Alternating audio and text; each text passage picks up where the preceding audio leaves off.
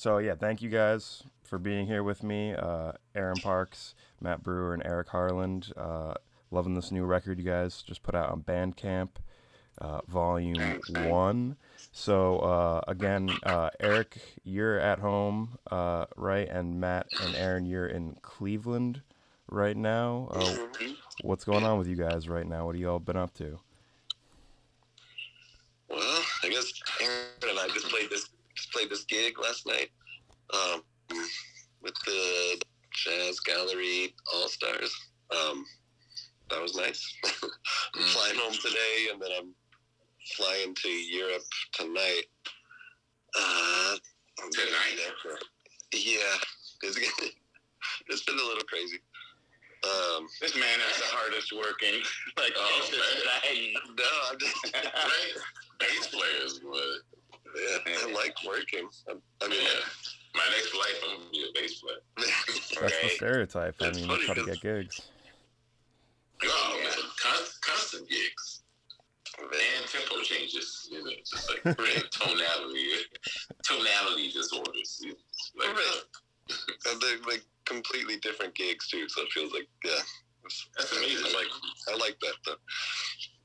So, are you guys all pretty much back into the swing of things, or are any of you still taking it a little easy? I think for me, I've been a little bit more cautious than many, and also just, I think, enjoying a lot of things about having as much time at home. And I've got an infant son, and he was born in the pandemic. He's not infant anymore. Jeez, he's a toddler now, which is crazy. But yeah, but I'm getting back into the swing of things, sort of like gradually like sticking my foot in and seeing like, okay, what does this water feel like? And I gotta say, it really feels good to be making music with people again in real time. I've really missed that. It's been pretty restorative to my mental health to actually be playing with people again. Yeah. Amen, bro. Yeah. For sure, man. Now, when was this record recorded? I mean, this was last year? Yeah, it was August 2021. Yeah. I mean, Aaron has the deep details. But I feel like what Aaron was saying, we just pretty much, everybody came out of just hibernation. Mm-hmm. And we were like, okay, cool. We're definitely going to record it. Well, actually, I think the idea was not to think about it being a recording. It was more about just having a chance to play and to see where we were as human entities. You know what I mean? Does that make sense? Did you not even really decide what you were going to do with the recording? You kind of just got together to play, and it ended up being this? Man. We just, we were just trying to figure out, okay, here we are. Cool, let's play. And then it became something that we felt was special. Aaron, you're the de facto leader, right? You kind of organized the recording session?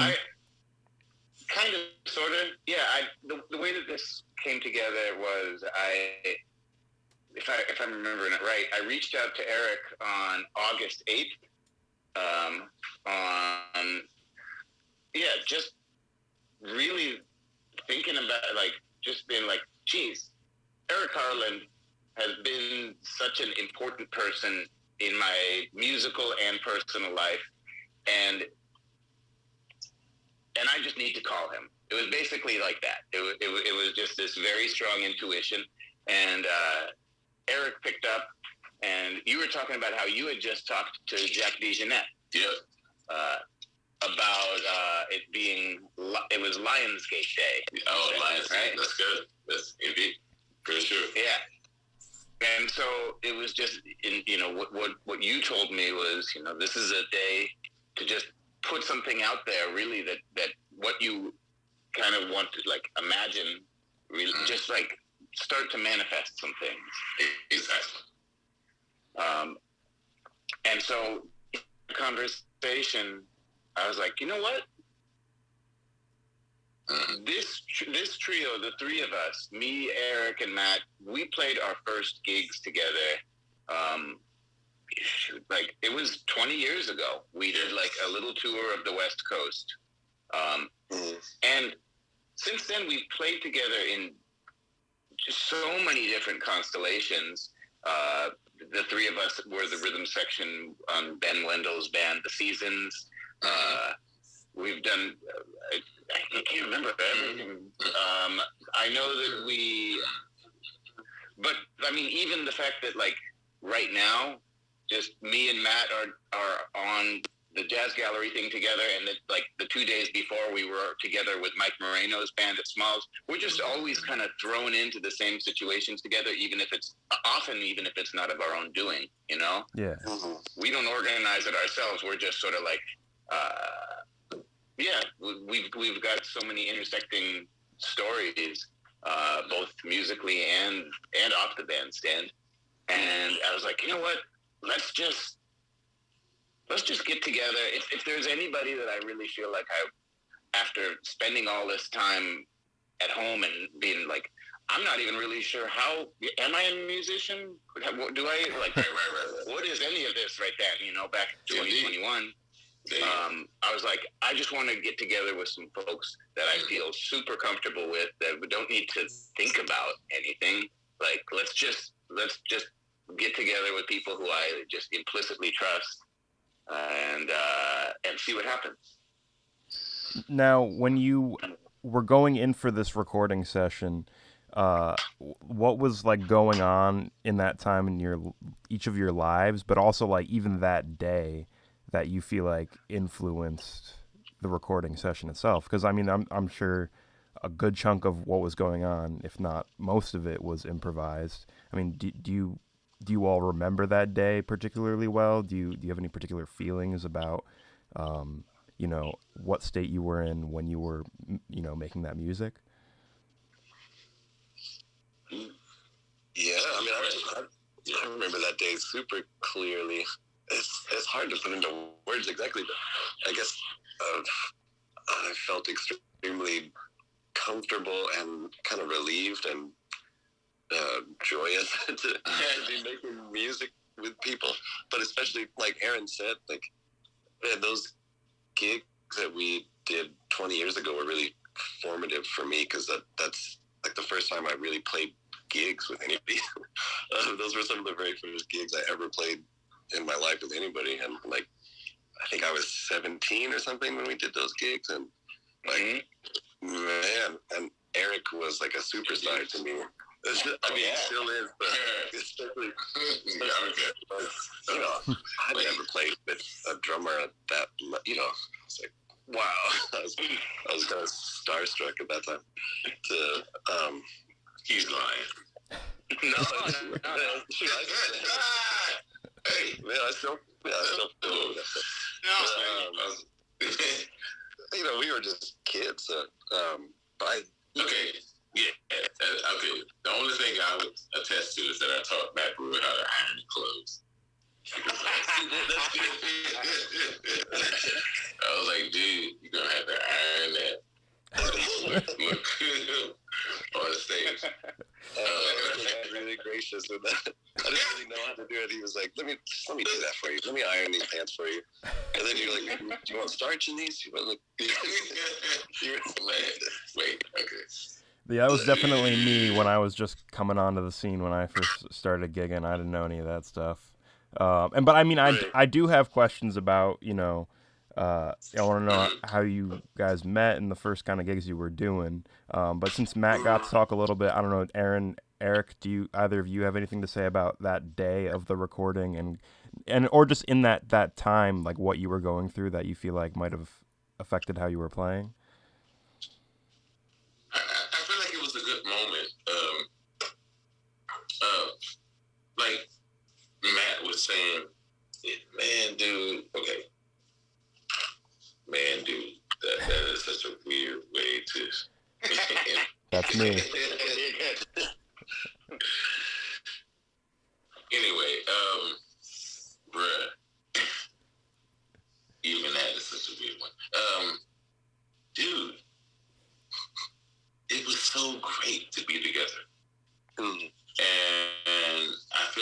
trying.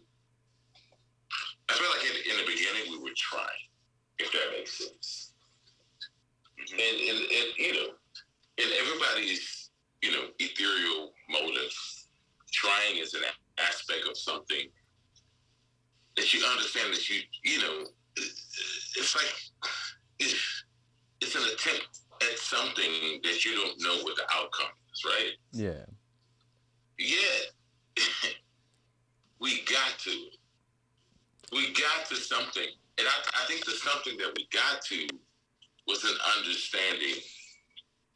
And the understanding was something that we was able to perceive or perceive later. Like, we were able to be like, oh man, this is kind of cool, actually. And yeah, come on, Aaron, you know. Oh yeah, I like to try to sound intellectual, but Aaron is the most intellectual cat. Man. I'm the one. I can't put this shit into words. Like, Aaron is the dude. Like, I'm just. No. I mean, yeah, go ahead. I don't know. I'll try to say it as clearly as I can, but don't put all that on me. Come on, man. No, dude, see, you are the clarity, bro. Because I'm clear in my etheric state. Like, you know, like, okay, man, dude, I am so clear in who I am. Yeah. But I don't know how to, you know, put that clarity out into the public. And it's a good combination then, because I have no clue what's going on, but I know how to say it. I guess. All right. Killer. Let's see. You know, my recollections of that day, and what was going on in the bigger picture at large. Mm-hmm. You know, that particular summer, I don't know. I remember this feeling of. It was this feeling of the pandemic was kind of easing on us after really that first really rough winter, and people were starting to play music together a little bit. There was tentatively, like, you know, there were vaccines and people were gathering indoors and stuff, and that was like just being in that recording session was one of the first times that I can remember just being inside with a bunch of people, like, and we weren't wearing masks or anything. We were just like, okay, we're all in it here together. Like, okay, just this feeling of a very deep exhale, like, you know, yeah, and that's what the feeling felt like, just in life, as like it was this feeling of like, okay, maybe maybe we got a little bit of a shot here. There was a vibrancy to those days in the summer. And as far as the recording itself in those days, the thing that I recall most clearly was just, I mean, we recorded a lot of music, but out of the time that we spent in the studio, we spent, I would say, at least probably close to 2/3 of the time just sitting around and talking. Yep.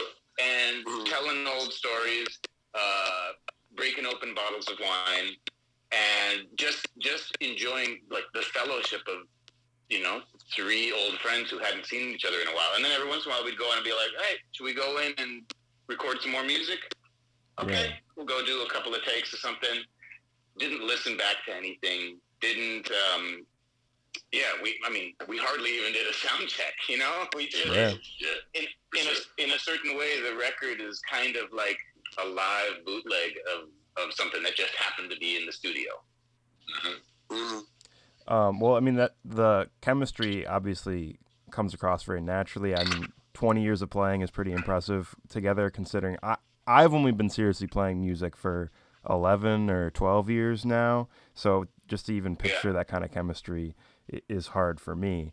Now, first of all, how did you each meet individually? Well, let's see. I can start with. So I met Matt first, if I'm chronologically here. Yeah. Indeed. Matt and I, you want to take this, Matt? Sure. Yeah, we met in this thing called Grammy Band that I don't think exists anymore, but I think it might actually. I've definitely seen stuff in recent good. years of people doing auditions, but that was like a couple of years ago. Yeah, but it's one of those programs like for high school kids that you audition, like kids from all across the country audition for this thing and then get selected for this band, and then amazingly, like that band more than almost any other, like I still play with so many of those people. That was another really formative thing for me. Like the band was for sure. Like Aaron was there, and Charles Altura, and Ambrose, like just Obed, Tim Green, like all these great musicians were there. So that's I met Aaron there, and for me that was another really like I'd never met people that played that well. Like I really felt like everybody's level was so far above mine that like that really forced me to start practicing. Honestly, after that I was like, man, I really need to get it together. Like there are other people in my age that sound like the records I listen to, like they sound like real musicians already. So and then I think a year later is when we started doing those gigs at Aaron's trio. That's when I met Eric. For me, the reason why that history is so important, like you asked the question about how did that day feel. It's like, man, that level of comfort and like communion, I guess it can only happen when for me with like that kind of those sort of transformative situations that like we went through together. So yeah, I mean, I guess that's the sort of long answer of how we met, but yeah, man, you're speaking the truth, man. The comfort of being together is something. Okay. Me and my wife we just did the whole cross country trip, like the first time ever where we drove from New York to Idaho to actually Moscow, Idaho, which is just outside of Spokane, Washington. And we were like, oh my God, it was, dude. If you're going to learn something about yourself, just be in a car for over 24 hours. Yeah. Because everything from the song choices that you make just to listen to, and everything that you see that's external, outside of yourself will become apparent. And I feel like that is what, me, Aaron, and Brewer have discovered because we've been friends for so long. It's just like, we know who we are as people. But it's interesting that, when we start to play, or even when we just hang out, we're like, oh my God, killer.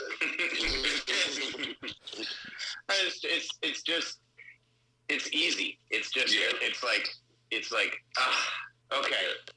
These people, we all know who we are. It's like there's no fooling any of us. We've all seen each other through some stuff, like yeah.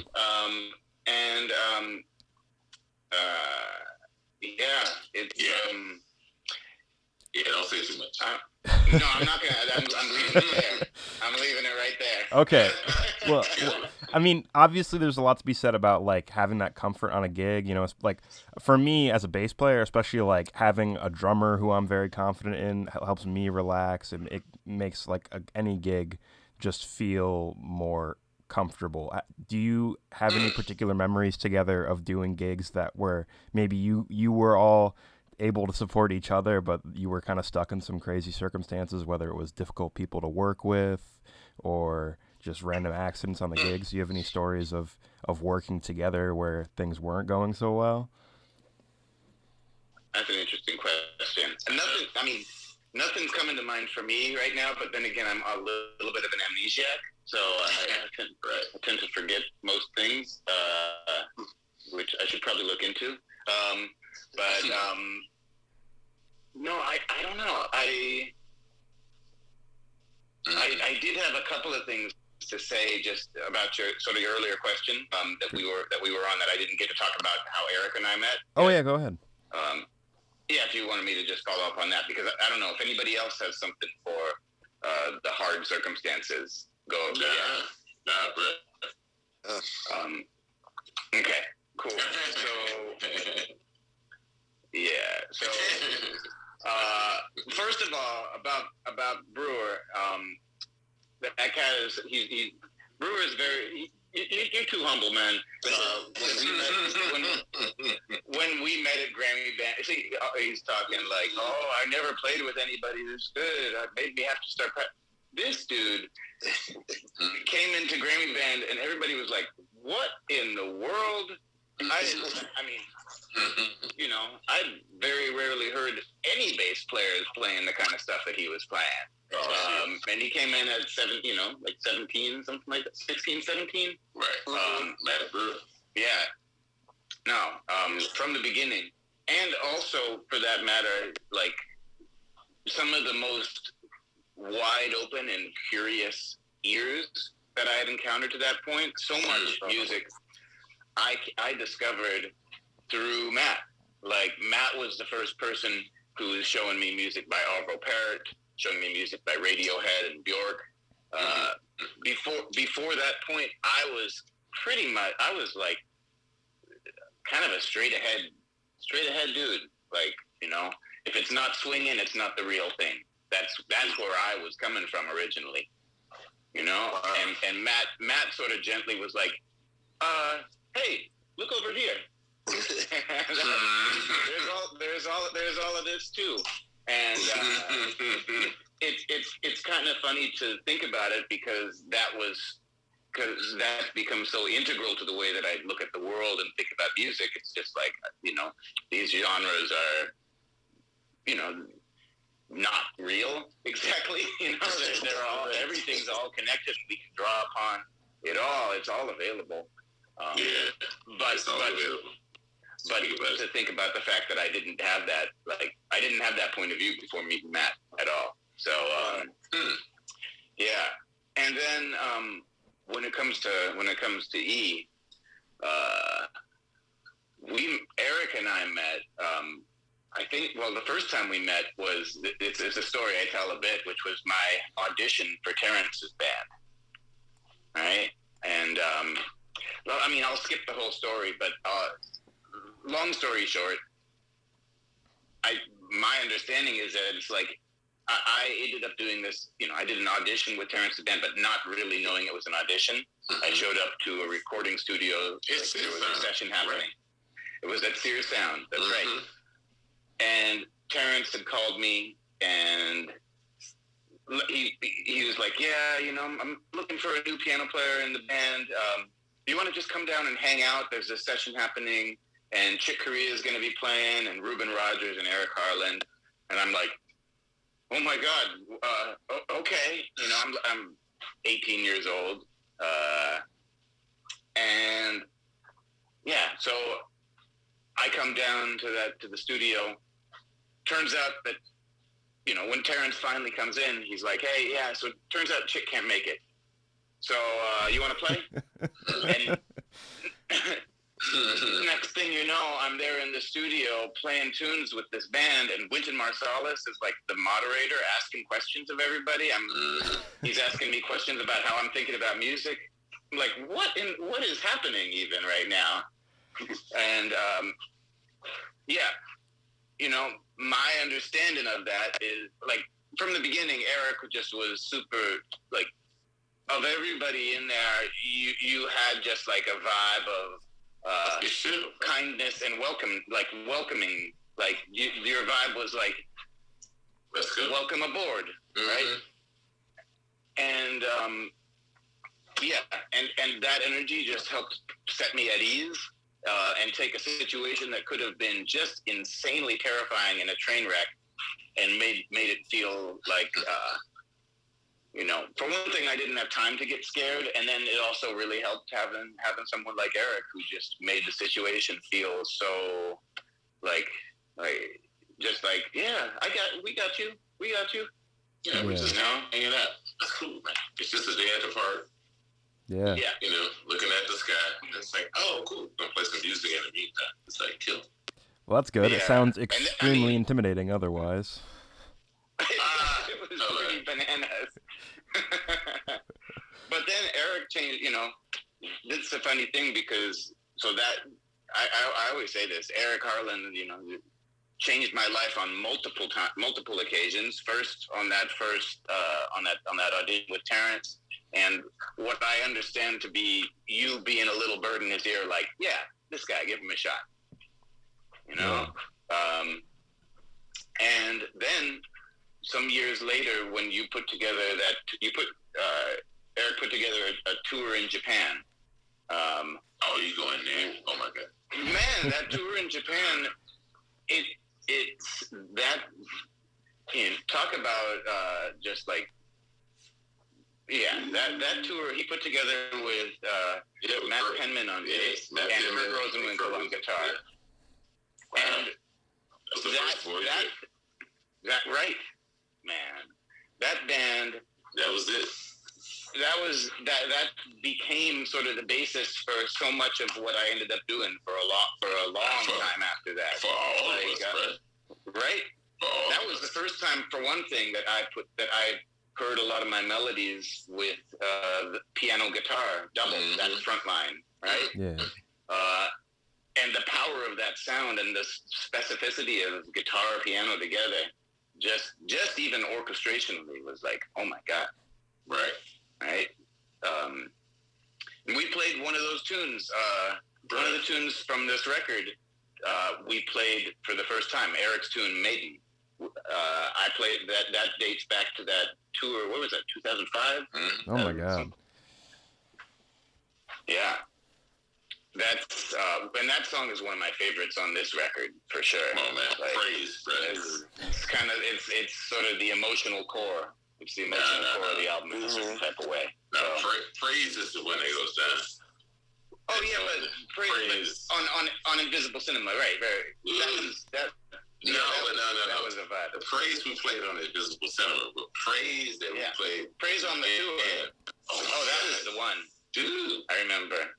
That was a vibe. That was like some gravitational vibrations from that. Yeah, I remember that. We're all like, okay, everybody hands up. Yeah, that's weird. Happening. That's weird to talk about it because I think that's something that people won't really get the opportunity to experience because it was something that we experienced in real time for ourselves, and it's something that will forever remain to be personal. Does that make sense, man? I'm sorry. Well, yeah. I wonder. I just had the thought, like, it'll definitely be personal. And there's some mini discs floating around somewhere. Oh yeah, right? That's gonna be the thing. Yeah, sure. Like, there's some recordings, but it's not gonna fully capture it. But there is some of that stuff that I remember hearing back from our recordings of that. I don't know. That might be worth seeing if we have it and putting out as some sort of bootleg thing. Before I get back to talking about the record itself, I kind of wanted to go out off the beaten path a little bit with the questions and talk about a few more personal things for each of you. I guess one thing to start with for Matt, I read that your mother was a radio DJ herself, which is, it's something I've put a lot of time into, and I can't prioritize it as much as music, but to me it's just as much its own art, and in the realm of public speaking. What did your mom being a DJ, I guess, teach you about music, but also about the art of hosting and talking for the public about music? It's great. She was so happy to hear that. I mean, I really don't know if I would be doing this if it weren't for my parents. Like, when my mom was pregnant, they put headphones on her stomach and they'd play like Coltrane and like Debussy, and like they just put music on there all the time. And she had a radio show in Oklahoma City for a little while, and born in '83, and I think she was doing the show when she was pregnant with me, and then a little bit afterwards. But she interviewed.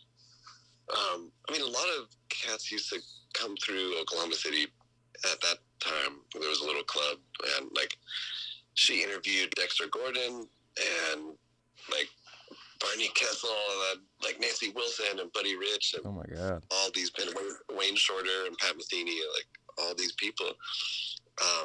So she's just always had a love for the music, and I think she translated that really well to me. But her father was a trumpet player. He died before I was born, but he played with like Charlie Barnett and Woody Herman and like Bob Wills and the Texas Playboys and stuff. So I think she probably gets her love of music from her father, and her mother was like an abstract painter, and so there's just always been kind of art and music in the family for a really long time. And I guess my great grandfather was an like opera singer, and like so it's just been around. And my dad's a trombone player, and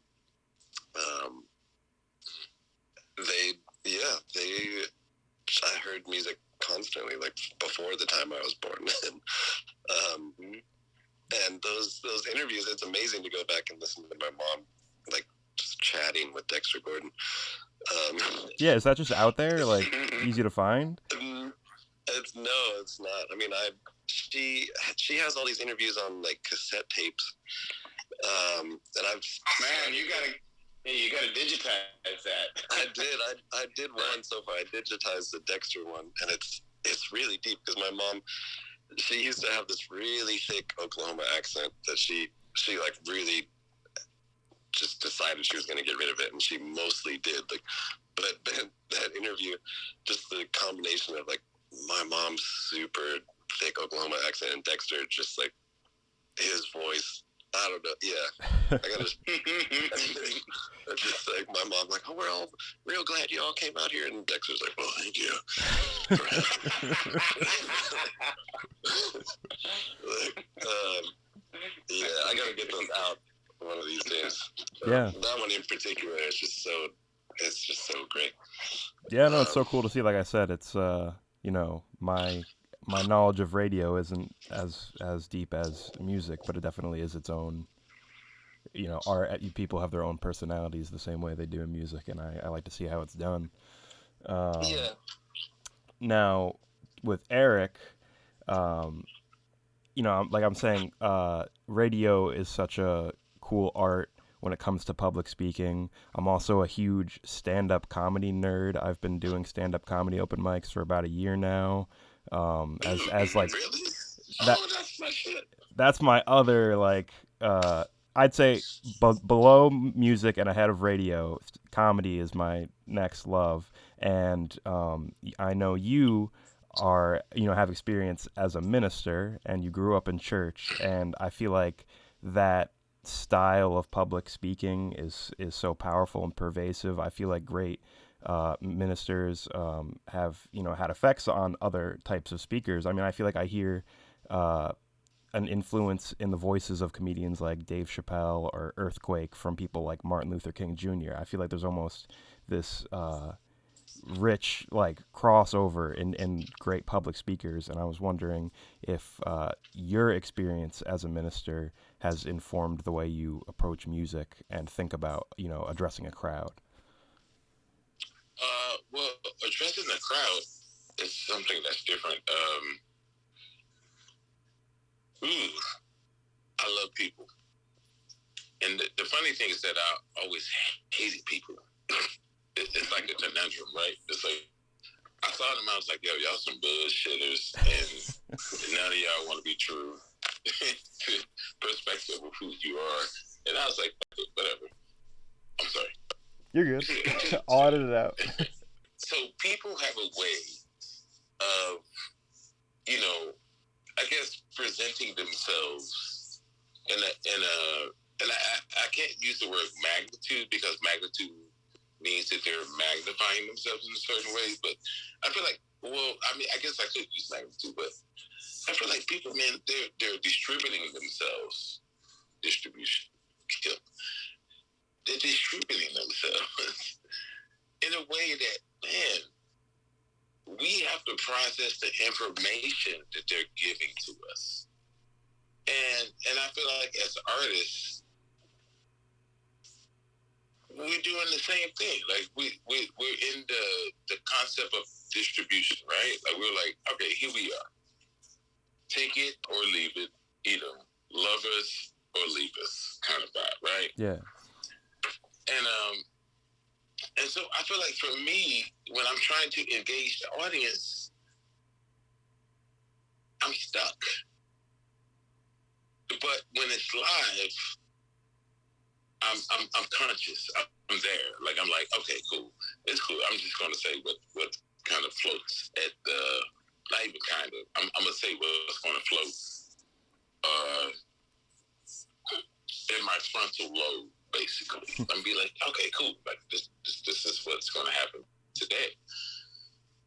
And then, of course I go home and I feel bad about it. Or, if I'm in New York, me and my lady go to the hotel and we just order, empanada mamas. And we just chill. Right. Empanada mamas go down. But it's not so deep as to what people think. Because I want people to feel. First of all, I want people to feel. But then outside of that, I want people to feel themselves. I want people to feel or even understand that it's just not so personal. And I'm saying all this to not, man, it's so hard not to curse. I just, people understand more than they give themselves credit. Okay. In terms of being like in the presence of a minister, or in terms of music? No, man, it has nothing to do with ministry. So ministry is its own thing. Ministry for me was like a thing that I was like, all right, let's get it clear. I'm not a minister. I'm a person that was seeking understanding of God. And if that has to be called ministry, I'm with that. I'm sorry, just to cut you off. I know I've heard you say in other interviews, you said after you started down that path, you kind of used that tool set to approach all like other manners of philosophy and religion, correct? Like you're not really anchored to one. Dude, that's what I'm trying to say. It's like I'm not a minister. Like, I mean, people, ask me all the time. It's just like, oh my God, it's like, how's your ministry? And like, what's going on? I was like, dude, I'm not a preacher. Like that's never been my thing. My thing was, I love God. I love people. And if there was anything that I could do, it was mostly to be as honest as I could with myself and allow that to be like a placement, right? Does that make sense? Come on, man. Come on, Brad. Come on, man. Well, no, Go for me. I get what you mean when you. Come on, man. I mean, I know this is an interview, but we can be real now. Because it's like, dude, I'm not trying to sway people to be like, oh, you're supposed to be perfect. You're supposed to live your life with Jesus. You're supposed to be doing certain different things. But for me, dude, it's always been about being yourself. And I think that's what moved me into the ministry, quotations, outside of, being at Manhattan School of Music and being like, oh, okay, I'm just going to do this because I'm playing drums, right? Yeah. And this is the attraction to Aaron and Matt. I'm trying to bring it around, like, because Brad, we're gonna have this talk later. But the attraction to Matt and Aaron is the fact that both of these dudes embody that in such a way that I think a lot of artists hate to say it, but no, I'm gonna say it. A lot of artists do not. They do not have a way of embodying and being like, all right, cool. We understand the music on a level in which people could hear it and embrace it. I mean, if I can jump in, go ahead. Yeah, go ahead. Yeah, if I could jump in for just a second, it makes me think about at least something for me that everything that you're saying about embodiment, as opposed to like public speaking, right? For me, what my aim is to do when I'm playing music, especially in a live setting, I'm looking for embodiment within myself. Like, here's what I'm doing. You're welcome to it, but I'm not playing for you. I'm showing up here with trying to be like, here. This is what I like. These are things that I've collected that mean something to me musically, and I'm looking for something. I'm also a seeker for something that feels like truth, something that feels like God, and that you can find in the music at times. And but it's not. I don't feel like I'm trying to like. Here you go. Here's your, right. You know, like rather than like being a performer. It's more just, and that's what I appreciate about both of you guys. It's like, it's the audience is invited, they're welcome to it, but we're not doing it for them. We're doing it for ourselves to some degree. Right. Or I think to the largest degree, right? Yeah. And they're welcome. Okay.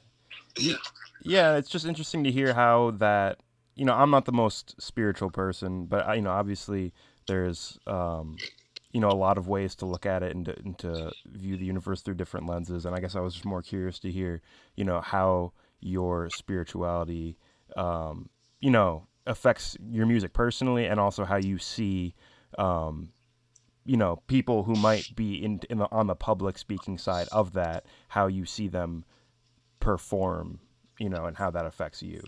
But it's just, you know, it's just interesting to hear about that side of your experiences, even though I know it's not nearly as prevalent as your, you know, your career as a drummer. But I know I have to wrap it up in a few minutes just for Matt and Aaron. So I just wanted to ask Aaron quick. I know you have a large collection of pictures of doors. Could you explain how that got started, and if that has had an influence on you beyond the visual quality of them itself? I don't know, man. I don't know what the doors are about. The threshold, maybe, like the place between worlds. The possibility of what could be there behind that door that you're never going to know, because that door is just an anonymous one in a city that, like, it's very rarely you're going to see it open. There's something about that I've been drawn to. And also just, I don't know, it was just what, you know, so there's some of that if I'm getting into the, you know, the quote deep unquote kind of approach of it. And also it was something fun to do. And I think I also have this kind of a little bit of an addictive personality where I get sort of fixated on things. Definitely there was a period where when I was on tour, I would like get into the hotel and then just go out walking in search of doors and like hardly even see the city that I was in. So I've chilled out a little bit on that. Yeah. Like, but it's like a unique endeavor. Like it is a specific goal to shoot for, and I feel like in its own way, you kind of created your own cool collection. Oh yeah, there's definitely a collection for sure. Yeah, I don't know what it is. But it's there's something like, quixotic a little bit about the whole thing. Yeah. That, you know, and once I had gotten to like over 100 doors, and everybody was like, "Yeah, you're the guy with the doors," and I'm like, "Yeah, I guess I am." So everybody tells me I'm the guy with the doors. I guess I need to go out looking for doors, you know. And there's something funny about that as well. Just like with you know, who you are and who other people say you are, and yeah, that's just, I'm not sure that I've got a fully cooked thought about that either, but it's just something that comes to mind. Well, yeah, no, Yeah, it's just interesting to hear about, you know, I guess those like individual things. I mean, I could just stick strictly to the music. Obviously, I have a lot of other questions I could ask, but I think you guys are each just a really great voice to be hearing in new music, and I love the new album that you guys have out. I know I need to wrap it up Thanks, for you man. guys, but is there a volume 2 in the works, and what is the official date that it will be on all platforms? That's a good question for the all platforms date. It's going to be sometime next month, but I don't know exactly when. Okay. Right. I'm tempted just. Okay, so here I don't have an official date yet, but you know, I'll work this out on air with the band. I just me being a pattern seeking animal. The fact that we put out the first one on Bandcamp on 3/3, we put it out on March 3rd. Kind of thinking we should put out the next volume on 4/4. I mean, put it out on what's it called? On streaming 4/4. Yeah, and then we do have a volume 2. Actually, it's already in the can. It's from the same session, and it just we organized it in a way to split it up into 2 different volumes and letting that come out. And then I guess the real question is when will be the volume 3? Well, my real question is, are you guys touring this material? Not yet. We want to. Yeah. Well, I hope to see a show with the 3 of you soon enough. And, you know, like I said, I love the album. For the listeners, it's only on Bandcamp for this month, but 4/4, you can catch it everywhere. It's Aaron Parks, Matt Brewer, and Eric Harland, Volume 1. And, again, thank you guys so much. It's an honor talking to you all. Thank you, Brad. Pleasure, Brad. Well, I'll be in touch, but I hope you all have a good one. Enjoy the rest of your trip, and thanks for setting this up, Eric. I think we lost Eric, maybe. Maybe. Eric, okay. Eric. All right. Well, I'll talk to Eric on the side, but again, I appreciate you guys. I hope you have a great trip, and hopefully I'll catch a show sometime soon. Cool. Right on, Brad. Okay, good to talk to you, Brad. Yep. Okay, take care. Later, fellas. Later.